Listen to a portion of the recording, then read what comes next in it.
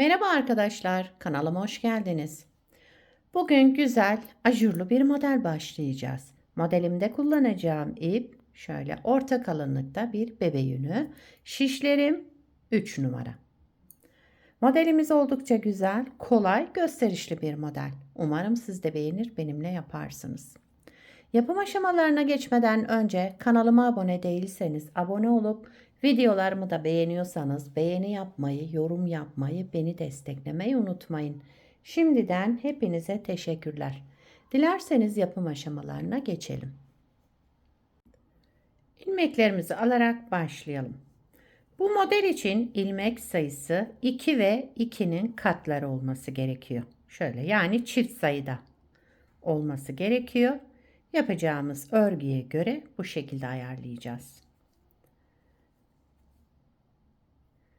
Ben şöyle küçük bir anlatım yapacağım. Onun için az bir ilmek sayısına ihtiyacım var. Siz yapacağınız örgüye göre ilmek sayısını 2 ve 2'nin katları yani çift sayıda olarak ayarlayacaksınız.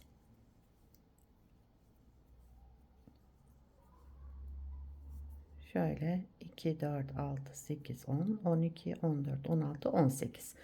18 ilmekle modelimi kurmaya başlıyorum. Lastik kullanmayacağım. Onun için bir sıra şöyle ters örüyorum. Kenar ilmeğimi ilk sıra olduğu için ördüm. Daha sonra bütün ilmeklerimi ters örerek devam ediyorum.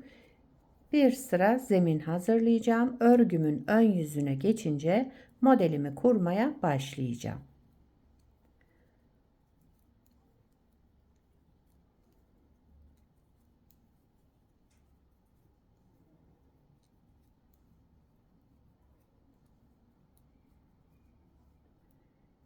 Evet, kenar ilmeğimi de düz örerek sıramı tamamladım. Şimdi modelin birinci sıra ön yüzündeyim. Modelimiz 4 sıradan oluşuyor. Hep bu 4 sıranın tekrarını yapacağız. Birinci sıra ön yüzünde kenar ilmeğimi örmeden aldım. Daha sonra bir ilmek artırma yaptım. Sıradaki iki ilmeğimin ikisini bir toplayarak sola doğru kestim. Bir ilmek artırma yaptım. Sıradaki iki ilmeğimi sola doğru kestim. Birinci sıra ön yüzünde bu şekilde devam ediyoruz. Önce bir artırma, daha sonra iki ilmeğin ikisini bir alarak sola doğru keselim.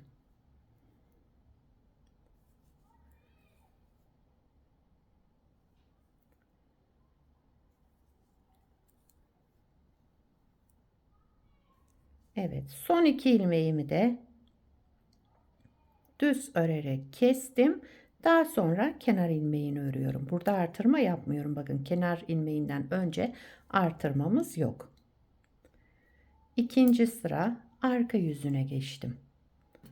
Burada yapacağım işlem kenar ilmeğimi örmeden aldım. Bütün ilmeklerimi ters örüyorum. Kenar ilmeğinden sonra ilmeklerimizin tamamını ters örerek devam edelim sıra sonuna kadar. Bu modelde arka yüzünde farklı işlem yapmıyoruz. İlmeklerimizi ters öreceğiz sadece.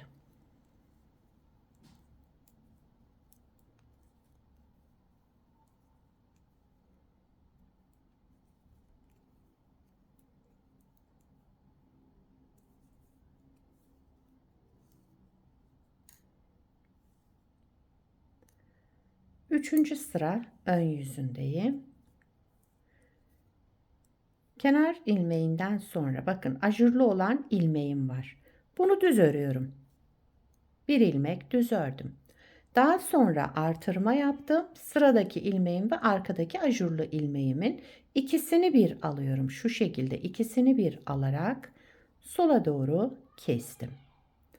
Bir artırma yaptım. Sıradaki bu iki ilmeğimin ikisini bir alarak sola doğru kestim. Başta bir düz ilmek ördükten sonra devam ediyoruz artırma ve kesme işlemine. modeli yani bir ilmek kaydırmış olduk. Şu şekilde devam edelim. Üçüncü sıra ön yüzündeyim.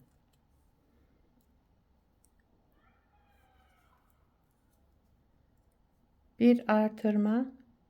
Yok, burada artırma yapmıyorum. Bakın, kesme işleminden sonra artırma yapmadan bir düz ilmek örelim. Daha sonra kenar ilmeğini örelim. Üçüncü sıra ön yüzünde, sıra sonuna kadar böyle devam ettik. Dördüncü sıra arka yüzündeyim. Kenar ilmeğinden sonra bütün ilmeklerimi ters örüyorum. Sıra sonuna kadar ilmeklerimizi ters örerek dördüncü ve son sıramızı tamamlayalım.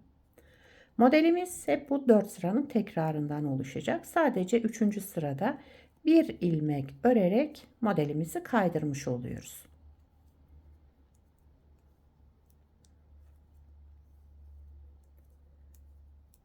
Evet, dediğim gibi güzel, yapımı kolay ajurlu modellerden. Evet, şöyle arka yüzünden böyle. Modeli bir kez kurduk. Bakın, model böyle. İsterseniz bir kez daha kuralım. Şurada birinci sırada nasıl başladıysak aynı şekilde tekrar kuruyoruz modelimizi. Önde ördüğüm ilmek var, bakın. Birinci sıra ön yüzündeyim. Kenar ilmeğinden sonra bir ilmek artırma yaptım. Bu ilmeğin ve arkadaki ajurlu ilmeğimin ikisini bir alarak düz ördüm. Sola doğru kestim. Tek ilmeğe düşürdüm. Bir artırma, sıradaki iki ilmeğimi düz örerek sola doğru kesiyorum. Kestiğimiz ilmek, yani öndeki olan ilmeğimiz bu zaten. Şöyle kendini gösteriyor.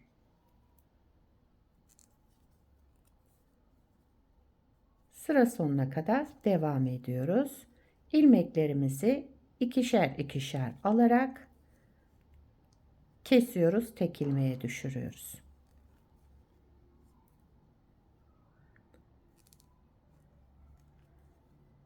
Evet, sıra sonunda iki ilmeğimi kestim. Daha sonra kenar ilmeğimi ördüm. Birinci sırayı tamamladım. İkinci sıra arka yüzündeyim. Kenar ilmeğinden sonra bütün ilmeklerimi ters örerek devam ediyorum.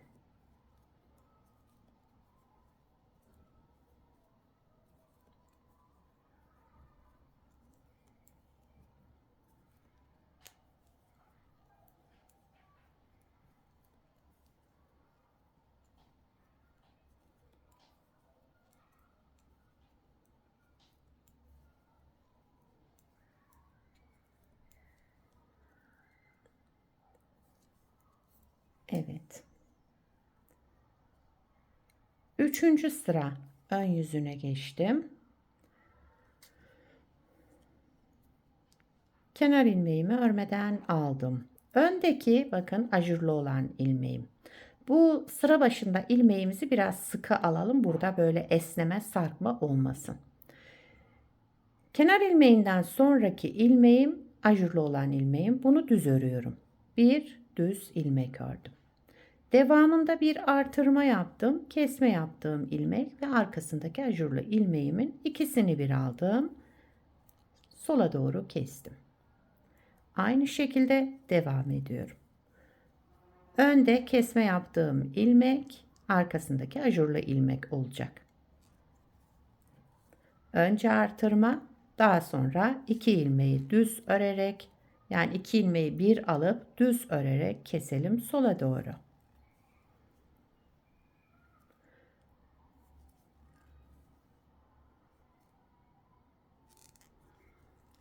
Evet, sıra sonunda bir ilmek kaldı. Bakın, kesme işleminden sonra ki ilmeğimi de düz ördüm. Hem sıra başında bir düz ilmek örmüştüm, hem sıra sonunda bir ilmek düz.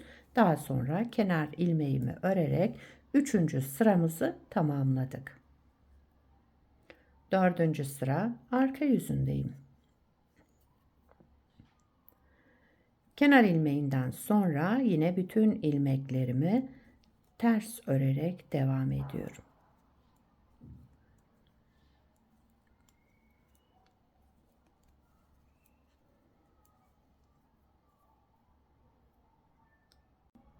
Evet, 4 sıradan oluşan modelimizi 2 kez kurduk. Bakın toplamda 8 sıra yapmış olduk bu parçamızda.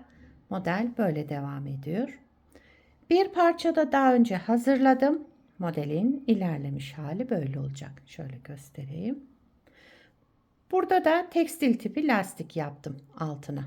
İsterseniz bu şekilde lastik kullanabilirsiniz, isterseniz daha farklı lastikler kullanabilirsiniz. Yapacağınız örgüye göre lastiksiz de kullanabilirsiniz. Salaş, geniş örgülerinizde lastik kullanmazsınız. Etol şal yapımında da lastik kullanmanıza gerek yok. Modelin arka yüzü de şöyle. Her iki tarafında kullanılabileceği gayet güzel modellerden. Arka yüzü de şöyle işkembe modeline benziyor.